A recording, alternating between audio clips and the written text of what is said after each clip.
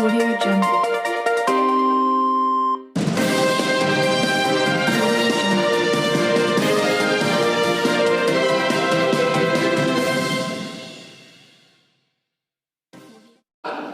क्या हमारे प्रधानमंत्री जी ये दिल्ली में रहते हुए सारे हिंदुस्तान नहीं बल्कि सारे दुनिया के साथ आप वार्ता कर सकते हैं, लेकिन हमारे किसान के साथ आपको वार्ता करने का फुर्सत नहीं मिलता? क्या इतना अहंकार क्यों आपको?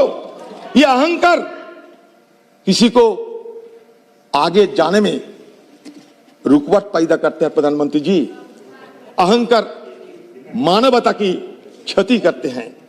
आप लोहे की कील लगा दिया, आप कटीले तारों की बैरियर लगा दिया, आप बिजली पानी काट दिया, आप इंटरनेट बंद कर दिया, आप ट्रैक्टर घुसने ना पाए इसलिए नया नया कानून को अपना रहे हैं कि 10 साल की ज्यादा ट्रैक्टर नहीं घुसने देंगे। क्यों इस तरीके के अत्याचार हमारे किसान के खिलाफ क्यों कर रहे हैं?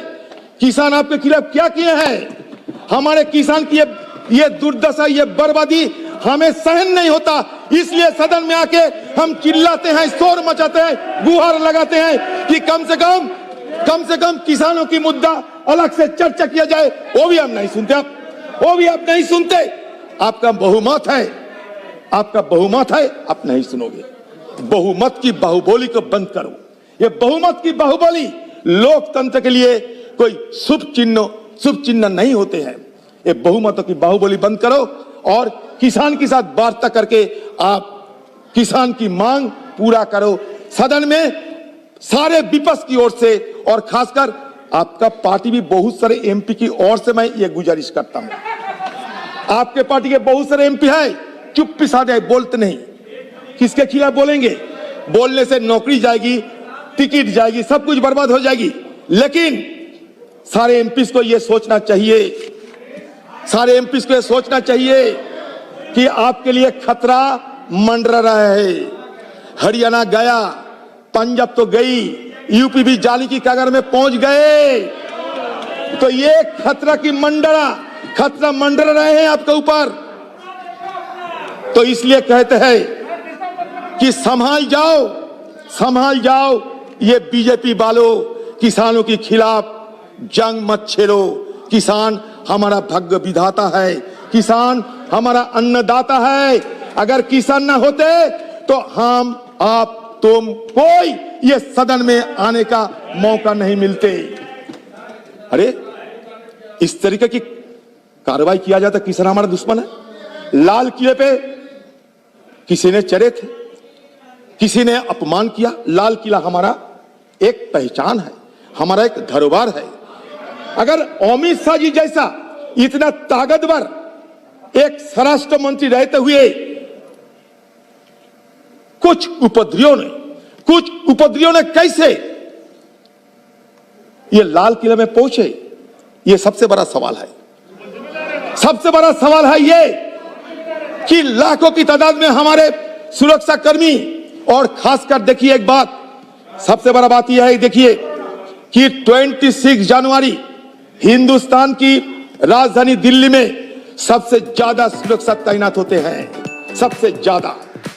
आगे पीछे कोई नहीं। 26 जनवरी हमारे लिए सबसे ज्यादा सुरक्षित दिवस होते हैं। हमारे डिफेंस मिनिस्टर भी है, राफेल दिखाते थे, हमारे बहुत सारे और कुछ दिखाते थे।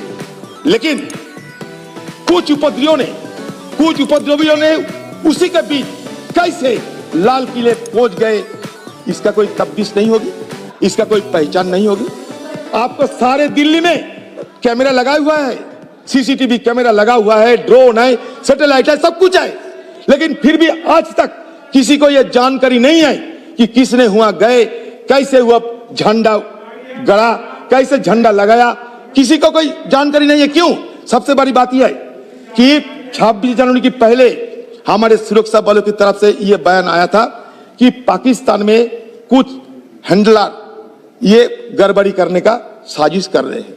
जब आपके पास में इतने सारे जानकारियां है, पाकिस्तान में क्या हो रहे हैं उसका जानकारी आपके पास है, लेकिन यहाँ क्या हो रहा है उसके जानकारी आपके पास नहीं है। सच तो यह है कि आप खुद चाहते थे कुछ घटना घटे क्योंकि आम लोगों को निगाहों के भटकाया जाए। यही तो बात है ना। यह आपकी सोची समझी सुनियोजित एक साजिश है। इस साजिश की चलते आप अपने लोगों को किसान सजाकर बनाकर ये झंडा गाड़ने के लिए और झंडा फहराने के लिए और लाल किले में पहुंचा दिया। आपने ये काम किया। अगर सही ढंग से तफ्तीश हो तो पता चलेगा ये कोई नहीं, ये षड्यंत्रकारी कोई किसान नहीं, षड्यंत्रकारी सेब और सेब ये सरकार की नुमाइंदे है। सरकार इसके पीछे है।